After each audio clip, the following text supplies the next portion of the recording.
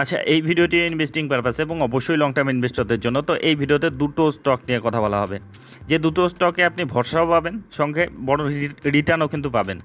মানে ভরসা বলতে কি, লার্জ ক্যাপ ব্লু চিপ ধরনের কোম্পানি যেগুলো 5 বছরে টাকা দ্বিগুণ করে দেয়, 6 বছরে দ্বিগুণ করে দেয়, এরকম না, এর চেয়ে বেশি রিটার্ন পাওয়ার কিন্তু সম্ভাবনা এদের আছে। আর এরা ভরসাযোগ্য কেন? কারণ এদের বিজনেস শক্তিশালী।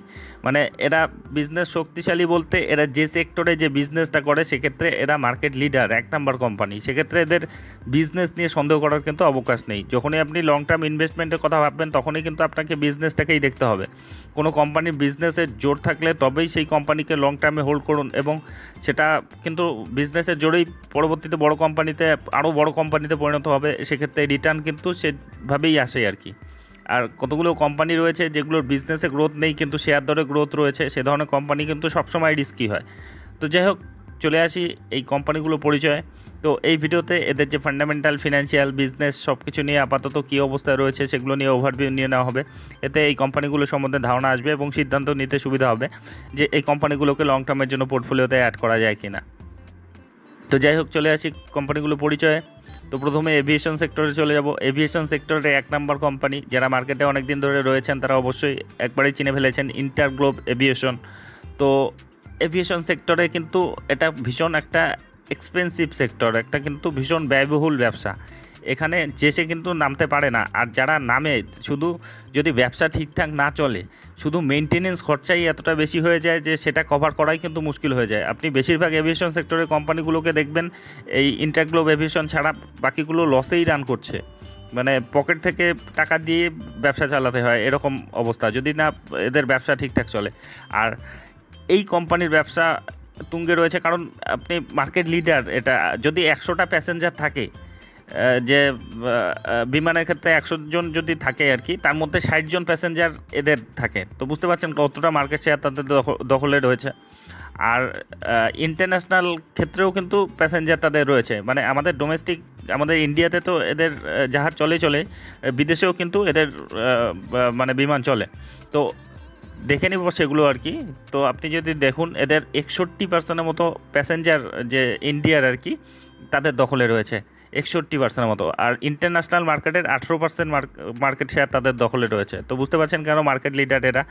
তো এদের যদি আপনি বিজনেস দেখেন, অবশ্যই প্যাসেঞ্জার সার্ভিস থেকেই সবচেয়ে বেশি রেভিনিউ আনে, 94% মতো। কার্গো সার্ভিস থেকে 3% মতো, অন্যান্য থেকে 3% মতো আসে। আর এদের ম্যাক্সিমাম বিজনেসটাই ইন্ডিয়াতেই রয়েছে, 76% মতো, এবং বাকিটা কিন্তু বিদেশ থেকেও আসে ভালো রকম রেভিনিউ। এবং ইদানিং কিন্তু তারা এক্সটেনশনের দিকেও মনোযোগ দিয়েছে। আর আপনি যদি দেখেন এই কোম্পানি যে ফিউচার ওরিয়েন্টেড বিজনেস, ভবিষ্যতের কথা ভেবেও কিন্তু তারা পদক্ষেপ নিচ্ছে।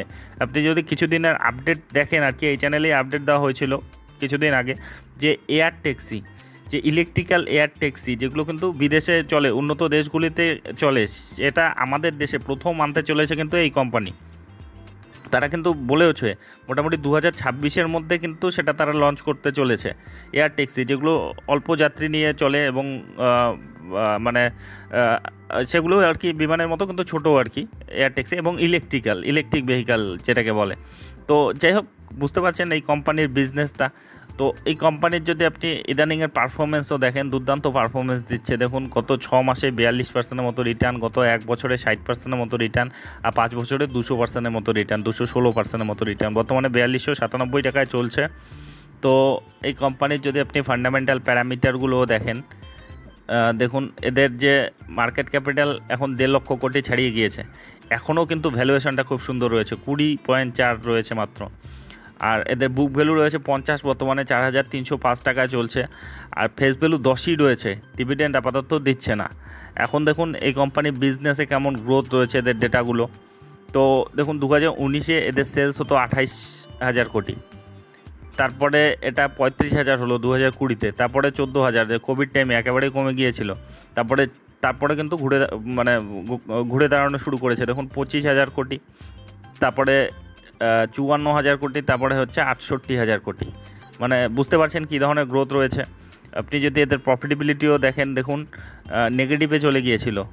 বললাম না, এই কোম্পানিগুলোর যদি ব্যবসা ঠিকঠাক না চলে, এদের মানে মেনটেনেন্স করতেই কিন্তু প্রচুর খরচা হয়ে যায়। দেখুন 2 বছর ঠিকঠাক ব্যবসা চলেনি, মানে কোভিড টাইমে মোটামুটি 2 বছর কিন্তু ব্যবসা চলেনি, তার ধাক্কা কিন্তু 4 বছর তারা দেখুন নেগেটিভে চলে গিয়েছিল। 248 কোটি, 5,000 কোটি, 6,000 কোটি, 3,000 কোটি, এবারে কিন্তু তারা পজিটিভে এসেছে এবং বড়সড় পজিটিভে এসেছে, যেটা 8,167 কোটি।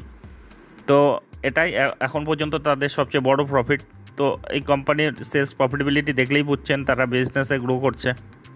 আপনি যদি ব্যালেন্স শিটে যান 1546 কোটি রিজার্ভ দেখতে পাবেন। দেখুন রিজার্ভ নেগেটিভে চলে গিয়েছিল কোভিডের সময়, আর তারপরে এখন কিন্তু 1546 কোটি রিজার্ভ রয়েছে।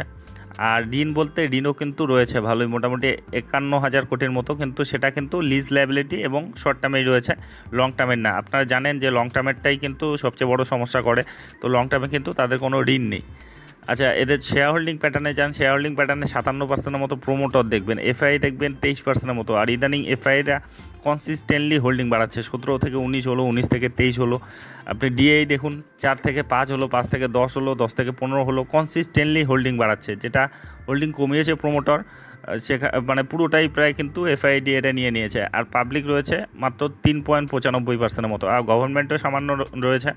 তো এই কোম্পানির ডেটাগুলো দেখলেন, প্রচণ্ড স্ট্রং ডেটা, এবং বিজনেস ওভারঅল তাদের বিজনেসে তাদের গ্রোথ তো রয়েছে, আর বিজনেস তারা 1 নাম্বার এই সেক্টরের ক্ষেত্রে।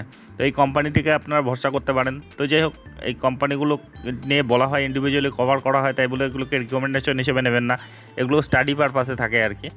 তো যাই হোক, এরপরে যেটা স্টক দেখে নেব সেটা হচ্ছে এক্সাইড ইন্ডাস্ট্রিজ লিমিটেড, যেটা ব্যাটারি তৈরির ক্ষেত্রে কিন্তু এরা মার্কেট লিডার। এরা মানে সব ধরনের ব্যাটারি, যত ধরনের ব্যাটারি হয় দেখুন, automotive battery, industrial, inverter battery, তারপরে institutional UPS battery, solar solution, তারপরে genset battery, submarine battery, home UPS সিস্টেমের যে ব্যাটারি থাকে, ই রিক্সার ব্যাটারি, সব কিছু ব্যাটারি কিন্তু এদের মানে তৈরি করে, এবং এর মধ্যে এরা কিন্তু মার্কেট লিডার। এদের যদি আপনি মার্কেট শেয়ার দেখুন, স্টোরেজ ব্যাটারির ক্ষেত্রে 60% এদের মার্কেট শেয়ার এদের দখলে রয়েছে। আর টু হুইলার ওইএম ব্যাটারির ক্ষেত্রে 86% মতো মার্কেট শেয়ার তাদের দখলে রয়েছে। তো বুঝতে পারছেন কী ধরনের এদের মানে মার্কেটে এদের ক্যাপচার রয়েছে। তো এদের যদি আপনি কম্পিটিটর দেখেন মার্কেটে, তো আমারা রাজা যে ব্যাটারি রয়েছে সেটাই কিন্তু রয়েছে। তো তবুও তাদের চেয়ে কিন্তু এই ক্ষেত্রে আর কি, বা তারা স্টোরেজ ব্যাটারির ক্ষেত্রে কিন্তু অনেক এগিয়ে রয়েছে। এদের যদি মানে পুরো যদি আপনি বিজনেসটা দেখেন, পুরোটাই কিন্তু স্টোরেজ ব্যাটারি এবং অ্যালাইড প্রোডাক্টস ওই সম্পর্কিত প্রোডাক্ট নিয়েই কিন্তু এটা ব্যবসা করে। এদের বিজনেস ইন্ডিয়াতেই ম্যাক্সিমামটা রয়েছে 92%-এর মতো, আর বাকিটা বিদেশেও কিছুটা এদের ব্যবসা রয়েছে। এদের যদি ডিস্ট্রিবিউশন চ্যানেল দেখেন, নন ইনস্টিটিউশনাল সেলস এদের 73%-এর মতো, আর ইনস্টিটিউশনাল সেলস এদের 27%-এর মতো। আর অপারেটিং প্রফিট পুরোটাই কিন্তু এই স্টোরেজ ব্যাটারি এবং অ্যালাইড প্রোডাক্ট থেকেই কিন্তু পুরোটাই এদের আসে। তো যাই হোক, এই কোম্পানি কিন্তু বর্তমানে যে আপনারা জানেন যে ব্যাটারি কিন্তু চেঞ্জ হবে যখনই ইলেকট্রিক ভেহিক্যালে শিফট হবে। আমাদের যে যতগুলো ভেহিক্যাল আছে, এখনকার ভেহিক্যালগুলোতেও কিন্তু ব্যাটারির দরকার হয়, কিন্তু যখন ইলেকট্রিক ভেহিক্যাল আসবে তখন কিন্তু অন্য ধরনের ব্যাটারির দরকার হবে, যেটা লিথিয়াম আয়ন ব্যাটারি। তো সেটা নিয়ে কিন্তু এরা অনেক বড় ইনিশিয়েটিভ নিয়েছে এবং অনেক ভালোভাবে কাজ করছে, এগিয়ে রয়েছে আর কি সেক্ষেত্রে, কাজের ক্ষেত্রে। এবং যদি মার্কেটে ইলেকট্রিক ভেহিক্যাল যখন পুরোপুরি মার্কেটকে ছেয়ে নেবে, তখন কিন্তু এদের ব্যাটারিও সেক্ষেত্রে কিন্তু মানে কভার করে নেবে আর কি। সেরকম কিন্তু ক্যাপাসিটি এরা তৈরি করার জন্য সেরকমভাবেই এক্সপান্ড করছে তাদের বিজনেসকে। এই ইলেকট্রিক ভেহিক্যালের যে ব্যাটারির ক্ষেত্রে কিন্তু তাদের বিজনেস শিফট করছে। তো যাই হোক, এই কোম্পানির যদি আপনি ইদানিংয়ের পারফরমেন্সও দেখুন দুর্দান্ত পারফরমেন্সের মধ্যে রয়েছে। গত 6 মাসে 76%, গত 1 বছরে 130%, আর 5 বছরে 181%-এর মতো রিটার্ন। এর যদি আপনি দেখেন 577 টাকায় চলছে। এর ফান্ডামেন্টাল প্যারামিটার দেখুন, 49,000 কোটি এর মার্কেট ক্যাপিটাল রয়েছে, 58 রয়েছে এর পি, রিটার্ন অন ইকুইটি 7%-এর মতো রয়েছে, 152 টাকা এর বুক ভ্যালু রয়েছে, 578 টাকা আশেপাশে চলছে বর্তমানে। এর ফেস ভ্যালু 1 রয়েছে, ডিভিডেন্ডও দিচ্ছে। এদের এখন দেখুন এদের বিজনেসে কেমন গ্রোথ রয়েছে। দেখুন 2019-এ এদের সেলস হতো 14,000 কোটি, তারপরে 14,000, 10,000 কোভিড টাইমে, তারপরে 12,000, এখন 15,000, এখন কিন্তু 16,000 কোটি। মানে তাদের কিন্তু গ্রোথ কিন্তু রয়েছে। আপনি যদি প্রফিটেবিলিটি দেখুন 2019-এ 800 কোটির মতো ছিল, এখন 883 কোটি।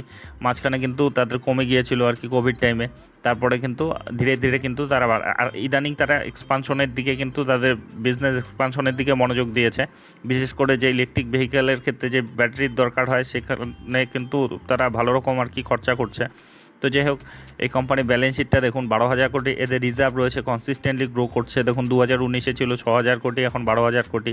আর ঋণ রয়েছে 1100 কোটির মতো, তার মধ্যে লং টার্মে মাত্র 222 কোটি ঋণ রয়েছে। তো 222 কোটি ঋণ কোথায়, আর কোথায় 12,000 কোটি ক্যাশ।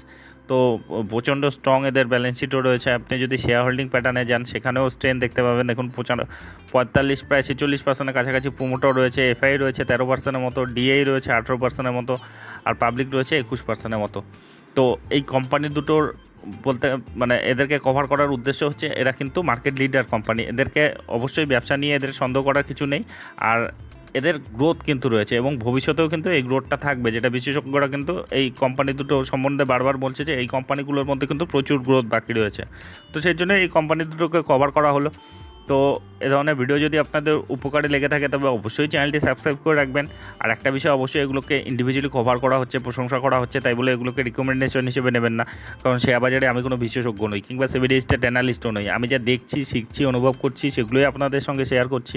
আর আপনি যখন ইনভেস্টমেন্ট করতে যাবেন, আরও ডিপলি অ্যানালাইসিস করবেন, আপনার যে ফিনান্সিয়াল অ্যাডভাইজার রয়েছে তাদের উপদেশ নেবেন। আর অবশ্যই রিস্ক ম্যানেজমেন্ট ঠিকঠাক রেখে তবেই কিন্তু ইনভেস্টমেন্টের কথা ভাববেন। তো যাই হোক, ভিডিওটি শেষ পর্যন্ত দেখার জন্য ধন্যবাদ।